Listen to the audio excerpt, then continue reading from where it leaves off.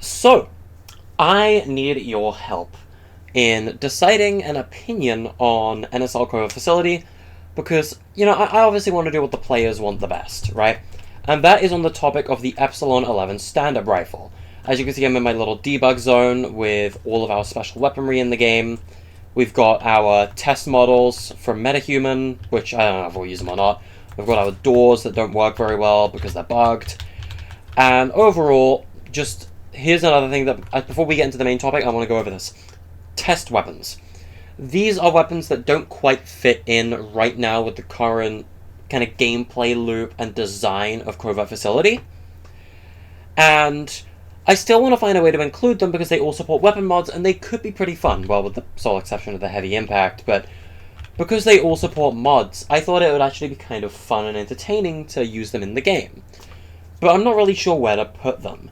So if you guys have any ideas or suggestions that could be used to include these items, I would very much welcome your comments and suggestions. But back to the topic at hand, which is the better Epsilon, and that's what I want your guys' opinion on.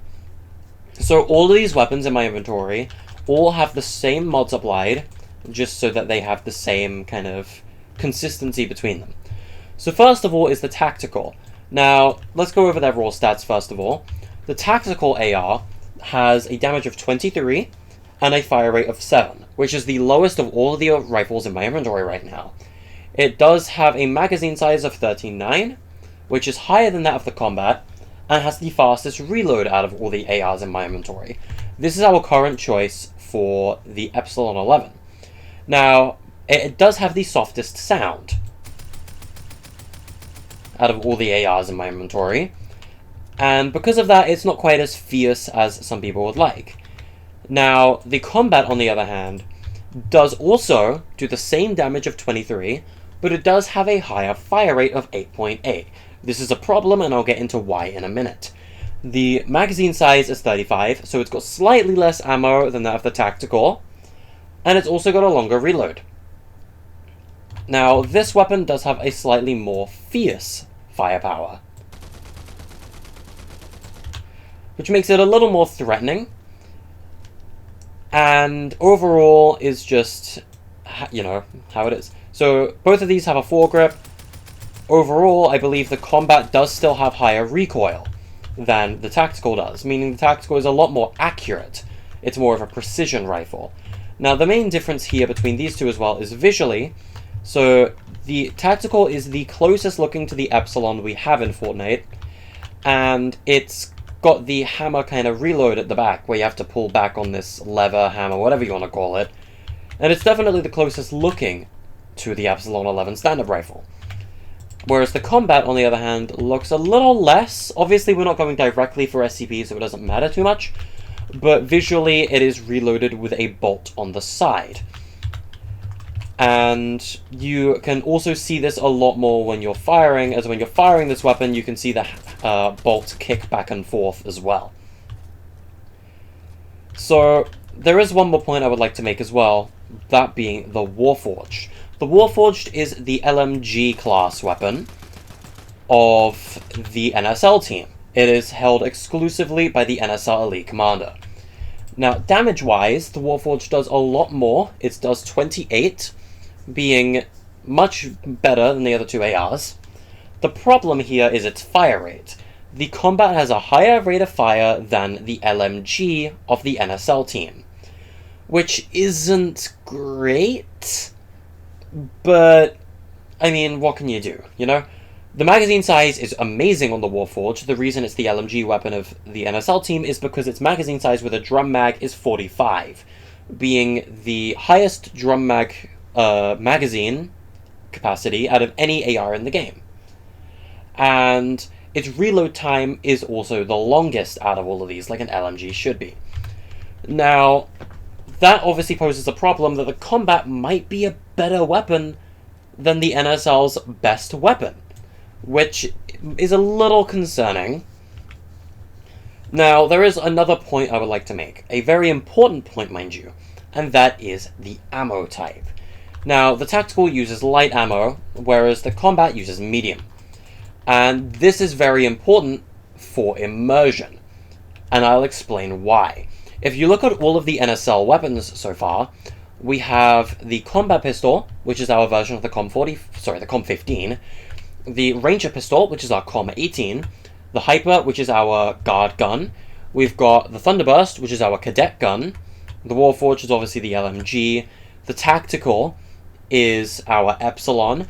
And then we've got our Reaper for the sniper team, or the sniper class rather, the Combat Shotgun, and the Ballistic Shield for the Breacher class. Now, out of all of these weapons, the Combat Pistol, the Ranger Pistol, the two SMGs, and the Tactical, and the Ballistic Shield all use light ammunition, whereas the Warforged is the only one that uses medium, and of course the Reaper and Combat have their own special ammunition type for that specific weapon class anyway. Now, I'll tell you why that's a problem, because if we look at the defect weaponry here, there's only 4 of them. You can see the Nemesis uses medium, the LMG also uses medium, which is the commander weapon for the defect team, or the defect heavy, if you want to call them that. And then of course you got your 2 special ammunition weapons, being the hand cannon and the frenzy shotgun. And if we look at our version of 914's weapons, the heavy AR is meant to be our version of the A7 from Secret Lab, which you get by downgrading a Nemesis, which uses medium. It's a defect weapon.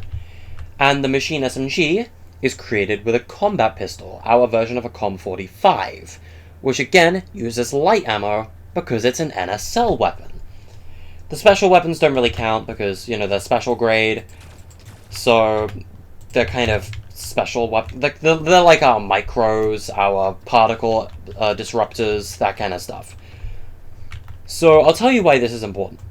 Why would the NSL, a team that uses primarily light bullets, have an AR with medium, when realistically speaking, medium ammo wouldn't spawn in the facility if all of their weapons use light ammo?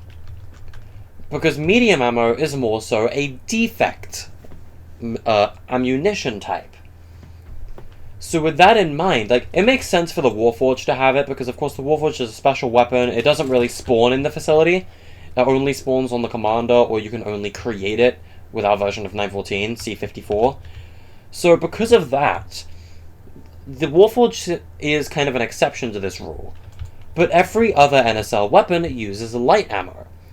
So it doesn't make much immersion sense to have light ammo, medium ammo spawning inside the facility. So with that, I leave it up to you guys. Would you guys prefer the Tactical, which is our current choice, being more of a precision rifle, slightly less, offense power, but makes more sense in universe? Or would you guys prefer the Combat, which is a little stronger, has more recoil, can definitely compete with the LMG weapon of the team, but it's a lot more fierce sounding as well? And overall, if we were to include the Combat as our Epsilon, ammo would be more readily available throughout the whole facility for everyone, and it would be slightly less immersive. That is what I leave up to you guys. So please leave a comment which you guys would rather have, the Tactical or the Combat, and I appreciate your thoughts. Thank you so much for watching once again. Also, please leave your feedback on test weapons. I would love to see what ideas you guys have to include all of these. Thanks for watching, and I will see you guys in the next video, which hopefully will be on the facility itself. Goodbye.